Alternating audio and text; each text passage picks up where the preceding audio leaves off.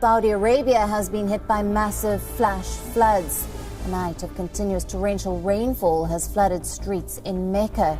In an unexpected turn of events, Mecca recently faced submersion due to heavy rainfall, causing disruptions in worship, displacing pilgrims, and damaging property. Saudi Arabia's weather patterns, influenced by its desert geography and expansive coastlines, contribute to this surprising phenomenon. Historical floods in 1985 and 2009 shed light on the challenges faced, revealing the impact of both natural and human factors. Can advanced technology and real-time data enhance flood management? How might strategic urban planning and resilient infrastructure mitigate flood risks? Beyond human consequences, floods also affect local animals and ecosystems. In a surprising twist, Saudi Arabia has been hit by flash floods triggered by heavy rainfall, leading to a shocking submersion of the holy city of Mecca. The aftermath involves disrupted worship, displaced pilgrims, and property destruction, raising concerns about future occurrences. The heart of Islam, housing Mecca and Medina, faces climate challenges, including droughts, extreme temperatures, and a rising water level, culminating in recurrent flash floods. To understand this crisis, let's explore Saudi Arabia's weather dynamics, shaped by vast deserts like the Rub al-Khali and extensive coastlines along the Red Sea and Arabian Gulf. The desert climate brings scorching days, cool nights, rare rainfall, and occasional sandstorms. Divided into coastal and interior regions, areas like Jeddah experience milder climates due to proximity to the sea. This climatic dance between deserts and coastlines lays the groundwork for the unexpected flooding events plaguing the nation. Saudi Arabia experiences diverse weather conditions across its regions. In areas like Jeddah and Mecca, temperatures during summer are generally milder, ranging from a comfortable 86 degrees to 95 degrees, 30 degrees C to 35 degrees C. Winters are cooler than the desert regions, but the humidity can make it feel a bit uncomfortable. Rainfall is occasional, especially in the winter months.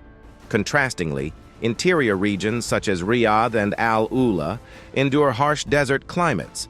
Summers are scorching, with temperatures often soaring above 113 degrees, 45 degrees, and rain is a rare visitor. Winter nights can get freezing, although daytime temperatures are relatively mild. Sandstorms, dust storms, and occasional heavy rainfall leading to flash floods are common, particularly in desert areas.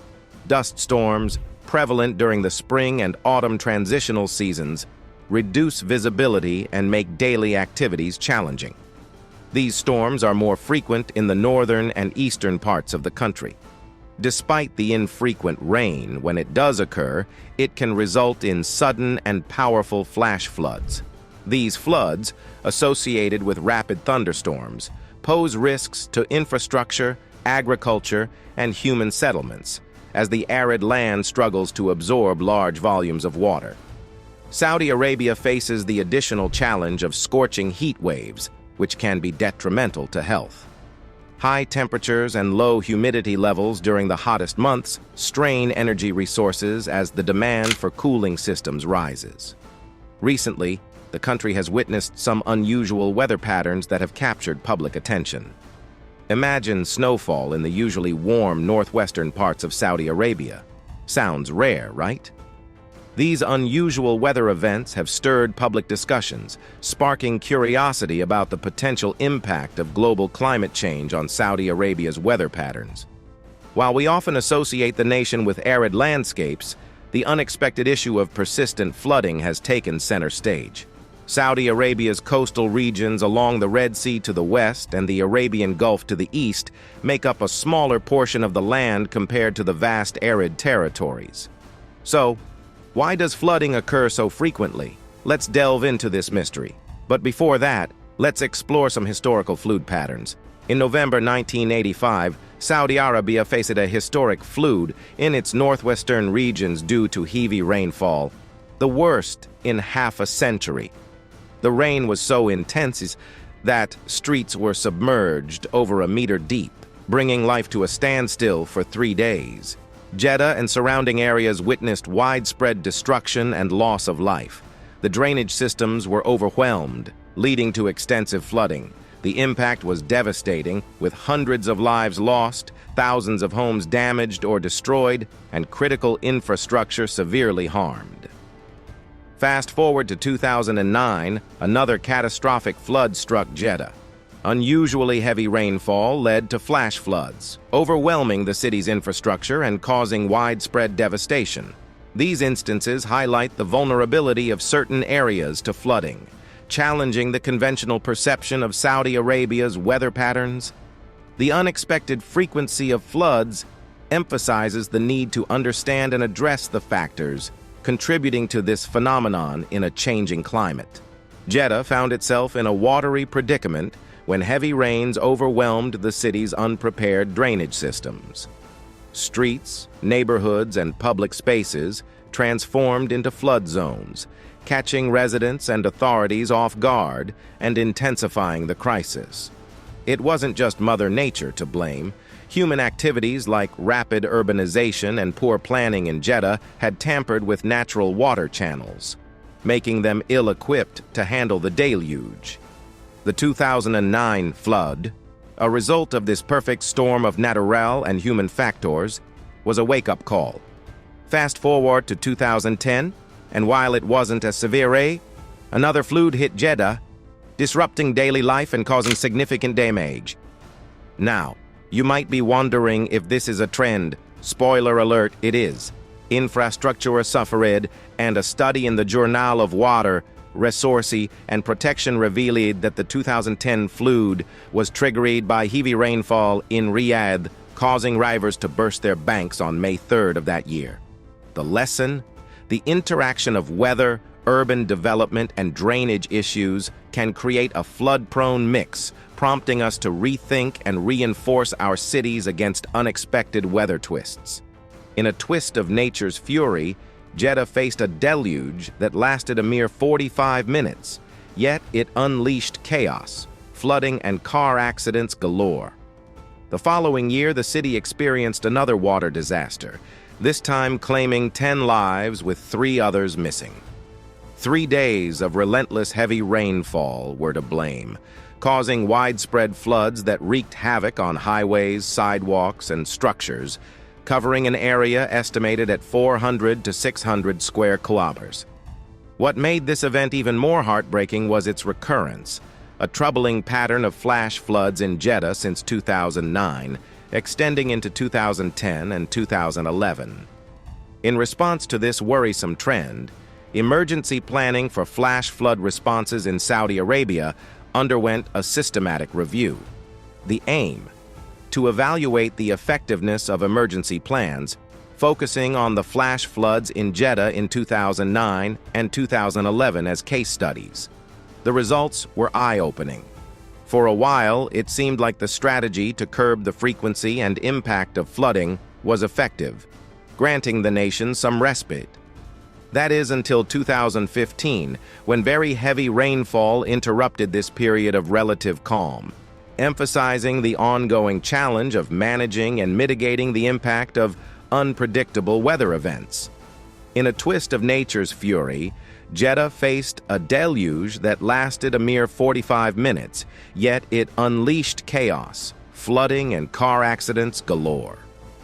The following year, the city experienced another water disaster, this time claiming 10 lives with 3 others missing. 3 days of relentless heavy rainfall were to blame, causing widespread floods that wreaked havoc on highways, sidewalks, and structures, covering an area estimated at 400 to 600 square kilometers. What made this event even more heartbreaking was its recurrence, a troubling pattern of flash floods in Jeddah since 2009, extending into 2010 and 2011. In response to this worrisome trend, emergency planning for flash flood responses in Saudi Arabia underwent a systematic review.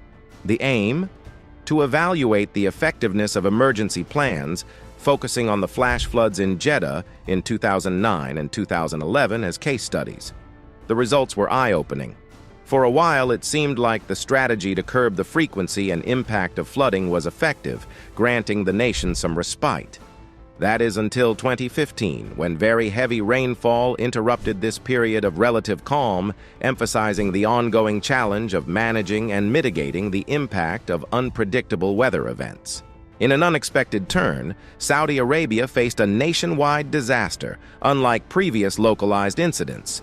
A complex weather system unleashed intense rainfall in a short span, causing rapid runoff and water accumulation in low-lying areas. The drainage systems struggled to cope with the overwhelming downpour, resulting in widespread flooding in both urban and rural regions. Urban areas faced a double challenge. Impermeable surfaces like concrete and asphalt prevented water absorption, causing rapid surface flow. Additionally, poorly maintained drainage channels and ditches hindered water flow, leading to localized flooding. After concerted efforts post the last catastrophe, the nation enjoyed over 7 years of respite from floods. However, in August of the 8th year, tragedy struck again. Videos circulating on social media showcased stranded cars on flooded roads, with courageous individuals guiding vehicles through the waterlogged streets. The mosque environment, especially around Al-Raji Mosque, bore the brunt, forcing authorities to temporarily halt prayers for necessary maintenance. The causes of the August 2023 flooding in Saudi Arabia were a mix of natural and human factors, with reports from sources like the World Meteorological Organization, WMO, and the National Center for Environmental Prediction attributing the deluge to intense and prolonged rainfall. When floods hit, it's not just people who bear the brunt. Animals, too, face heartbreaking consequences. The weather patterns, likely influenced by broader climatic conditions, pave the way for heavy precipitation, wreaking havoc in affected regions. Despite our awareness, the harsh reality is that nothing truly prepares us for the toll it takes on infrastructure, manual labor efforts, displacement of people, and the most heart-wrenching, loss of lives. The plight of animals in these floods adds another layer of sorrow. The main challenge? The upheaval of their natural habitats. Critical areas like nesting sites and food sources get obliterated, forcing animals to venture into new territories. This leads to heightened competition, conflicts with other animal populations, and an increased risk of predation. Floods also bring about vegetation loss and soil erosion, further reducing food and shelter for animals. The direct threats are just as grim. Animals facing rising floodwaters may drown or suffer injuries, especially those not adapted to aquatic environments. Debris and pollutants carried by floodwaters pose health risks, potentially causing illness or poisoning. For vulnerable or endangered species, floods spell trouble. Habitat destruction and population displacement can push these species closer to the brink, impacting population numbers and genetic diversity. And if you like this video, then do give it a big thumbs up, and for more such amazing videos, do subscribe to our channel.